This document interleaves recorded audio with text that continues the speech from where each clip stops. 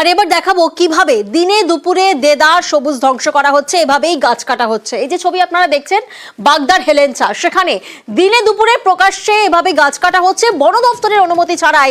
পর পর গাছ কাটার অভিযোগ। প্রতিনিধি অনিরুদ্ধ এই মুহূর্তে আমাদের সঙ্গে রয়েছেন। অনিরুদ্ধ, কে বা কারা জড়িত এই ঘটনার সাথে? এভাবে কি দিনে দুপুরে প্রকাশ্যে দেদার গাছ কেটে ফেলা যায়?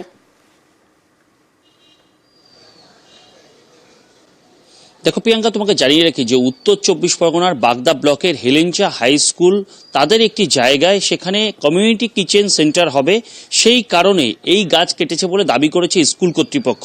যদিও স্কুলের প্রাক্তন যিনি সভাপতি আছেন চন্দন সরকার, তিনি অভিযোগ করেছেন যে স্কুল কমিটি কোনো রকম সরকারি নিয়মের তোয়াক্কা না করে বন দপ্তরের অনুমতি না নিয়ে এই গাছগুলিকে একাধিক গাছ, কয়েকটি গাছ এরকমভাবে কেটে দিয়েছে।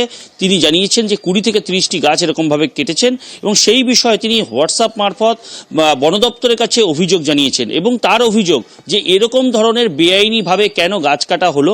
স্কুল কর্তৃপক্ষ যদিও দাবি করেছে, অর্থাৎ স্কুলের বর্তমান যিনি পরিচালন সমিতির সভাপতি আছেন তিনি বিধান রায়, তিনি জানিয়েছেন যে এই গাছগুলিকে কাটা হয়েছে কারণ একটি সরকারি কমিউনিটি সেন্টার ওই স্কুলের জায়গায় হবে এবং সেখানে পরিষ্কার করবার জন্য সরকারি দপ্তর থেকে বলা হয়েছিল, সেই কারণেই তারা কয়েকটি ছোট গাছ কেটেছেন তেমনই দাবি করেছেন।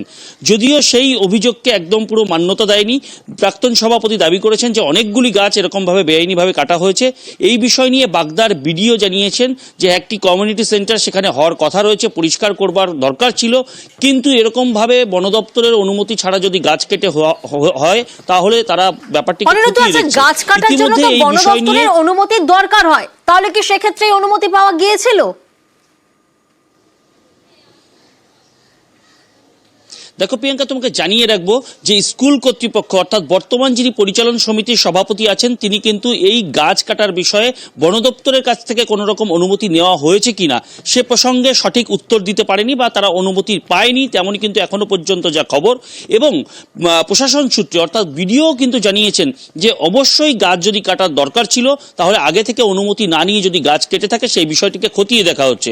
অন্যদিকে বিজেপি বাগদা পঞ্চায়েত সমিতির যে বিরোধী দলনেতা আছে সৌরভ গয়ালি, তিনি ইতিমধ্যেই বাগদা থানায় একটি অভিযোগ দায়ের করেছেন, এই বিষয়ে সঠিক তদন্ত চেয়েছেন। প্রিয়াঙ্কা, আমি ওখানে যখন আমি প্রায় 7 বছর ওই হেলেঞ্চা হাই স্কুলের ম্যানেজিং কমিটির সভাপতি ছিলাম, তখনকার দিনে আমরা কিছু গাছ লাগিয়েছিলাম ওখানে। মানে রাতের অন্ধকারে সেই সব গাছগুলো প্রায় 30-35টা গাছ পুরো কেটে বিক্রি করে দেওয়া হলো। বিডিওকে কমপ্লেন করলাম, বিডিও এসে গাছগুলো যে কাটা হয়েছে অবৈধভাবে সেটার কথা উনি কখনোই বলছেন না। আমরা চাইছি যে গাছগুলো যেখানে কাটা হয়েছে সেখানে তার অন্তত 3 গুণ পরিমাণে আবার গাছ লাগানো হোক এবং যারা এই গাছগুলো কেটেছে তাদের উপযুক্ত সাজা বা শাস্তি হোক। সর্বভৌম মিথ্যা কথায় এখানে একটা সরকারিভাবে কমিউনিটি হল হবে, ওখানে দুটো 4-5 বছরের চটকা গাছ ছিল যে গাছ কোনো কার্যকারী নয়। আমরা এমসি থেকে সিদ্ধান্ত নিয়েছি এবং আমাদের বিডিও অফিস এবং জেলা অফিস বলেছে আপনারা জায়গাটা একটু পরিষ্কার করে দিন, আমরা কমিউনিটি হলটা করব। সেই জন্য আমরা ওখানে ছোট ছোট দুটো গাছ ছিল, সেই গাছ দুটো আমাদের লোকাল জোন দিয়ে কেটে দিয়ে আমরা এক জায়গায় করে রেখেছি। এমসি সর্বসম্মতিভাবে সিদ্ধান্ত করে আমরা এই কাজটা করেছি। এটা কমিউনিটি সেন্টারই তৈরি হবে, এটা উচ্চ পর্যায়ের একটা টেন্ডারের কাজ আর কি। এটা অ্যাগ্রো ইন্ডাস্ট্রিজ পেয়েছে। এটার সঙ্গে যদিও বিডিও অফিস বা পঞ্চায়েত সমিতির কোনো সম্পর্ক নেই। কাজটা হবে হেলেঞ্চা হাই স্কুলের মাঠটার ওখানটাতে। ওখানে কিছু গাছ ছিল, এবার গাছগুলো কাটা হয়েছে, এটা আমি আপনার কাছে শুনতে পেলাম। এটা গাছ কাটার ক্ষেত্রে বন দপ্তরের যে নির্দেশিকা আছে সেই নির্দেশিকা পালন অবশ্যই করতে হবে, এছাড়া কোনো উপায় নেই। সরকারি নিয়ম লঙ্ঘন করা তো যাবে না। ঠিক আছে, এটা আমি যখন জানতে পারলাম তখন আমি স্কুল কর্তৃপক্ষের সঙ্গে কথা বলছি, ঊর্ধ্বতন কর্তৃপক্ষের সঙ্গেও কথা বলছি।